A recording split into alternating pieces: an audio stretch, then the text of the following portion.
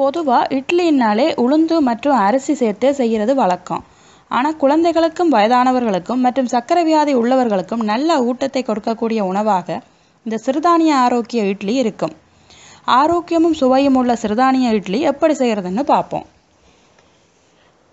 தேவையான பொருட்கள்: கம்பு 1 கப், சோளம் 1 கப், கேழ்வரகு 1 கப், உளுத்தம் பருப்பு 3/4 கப், வெந்தயம் 1 ஸ்பூன், உப்பு தேவைக்கு.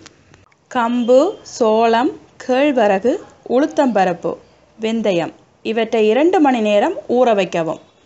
பிறகு இட்லி மாவு பதத்திற்கு அரைத்து உப்பு சேர்க்கவும். 8 மணி நேரம் மாவை புளிக்க விடவும். பிறகு இட்லி தட்டில் மாவை விட்டு நீராவியில் வேக வைத்து இட்லிகளாக எடுக்கவும். இப்போது நமக்கு சிறுதானிய ஆரோக்கிய இட்லி தயாராகிடுச்சு. இந்த இட்லிக்கு நாம் தேங்காய் சட்னி, தக்காளி சட்னி, சாம்பார் போன்ற சைடிஷ்களை வைத்து சாப்பிட தரலாம். மேலும் இது போன்ற சமையல் குறிப்புகளுக்கு சேனலை